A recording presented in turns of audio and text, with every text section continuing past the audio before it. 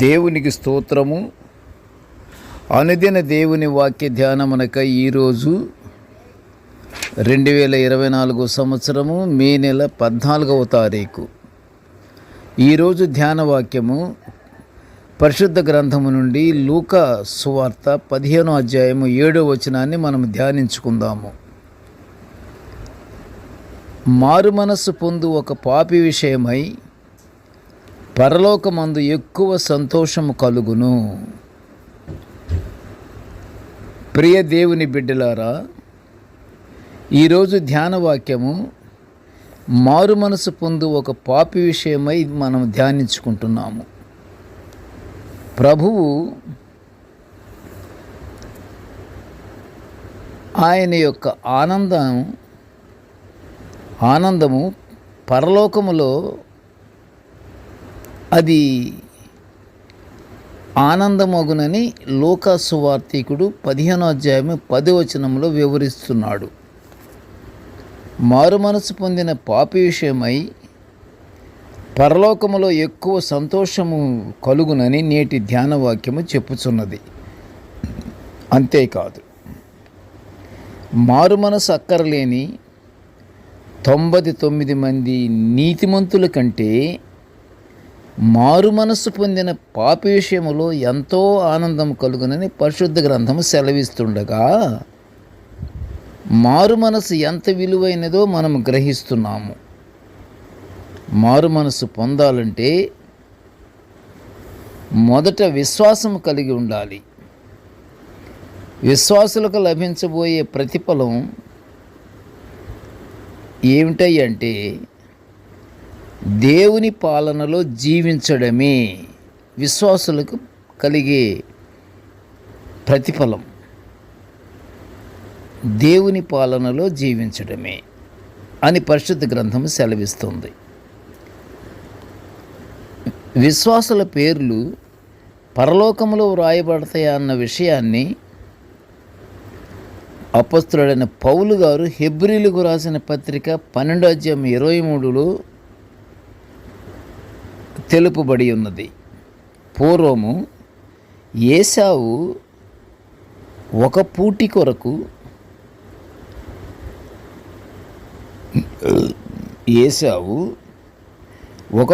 కొరకు తన జ్యేష్ఠత్వపు హక్కును అమ్ముకున్న తన పాపానికి ఎంత ఏడ్చినను మారుమనసు పొందని అవకాశము దొరకనందువలన ఆయన విసర్జింపబడినట్లు పౌలు గారు హెబ్రీలకు రాసిన పత్రిక 12వ అధ్యాయము 17వ వచనంలో మనము చూస్తున్నాము.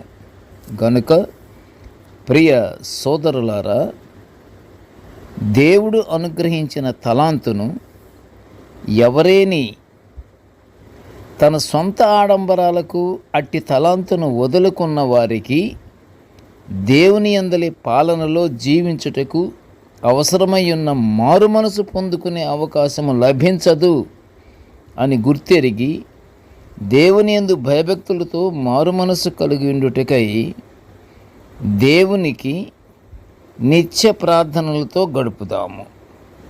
ప్రతి ఒక్కరూ మారు మనసు పొందాలని యేసుప్రభువారు చెప్పుచున్న మాటలను మత్తయి సువార్తికుడు 4వ అధ్యాయం 17వ వచనములోని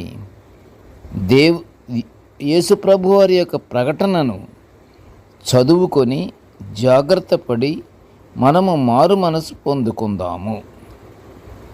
ఆపై దేవుని ఆశీర్వాదాలు తప్పక పొందుకుందాము.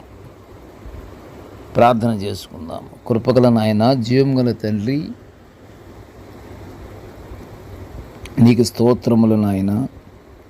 తండ్రి, నీ యొక్క దివ్యవాక్యాన్ని నిత్యము మేము ధ్యానించుకునే భాగ్యాన్ని మాకు అనుగ్రహించినందుకు నీ ఘనమైన స్తోత్రములు తండ్రి. మేము అట్టి తలాంతును పొందుకొని నిత్యము దేవ మేము నీ యొక్క వాక్యాన్ని మేము ధ్యానించుకుంటున్నాం తండ్రి. నేటి ధ్యాన వాక్యమును వినుచున్న ప్రతి బిడ్డను ఆశీర్వదించు నాయన. నీకు స్తోత్రాలు తండ్రి. ప్రభా, మేము నీ యందు నీ పాలనలో మేము తండ్రి మేము జీవించుటకు తండ్రి ఇదిగో నాయన, మేము మారు మనసు పొంది నీ యొక్క దైవాశీర్వాదాలు మేము పొందుకునే భాగ్యాన్ని మాకు అనుగ్రహించమని ఈ మనవులన్నీ యేసయ్య పుణ్యనామమున వినయముగా వేడుకొనుచుంటున్నాము తండ్రి. ఆమెన్. దేవుడు మనల్నందరినీ బహుగా దీవించుగాక. ఆమెన్.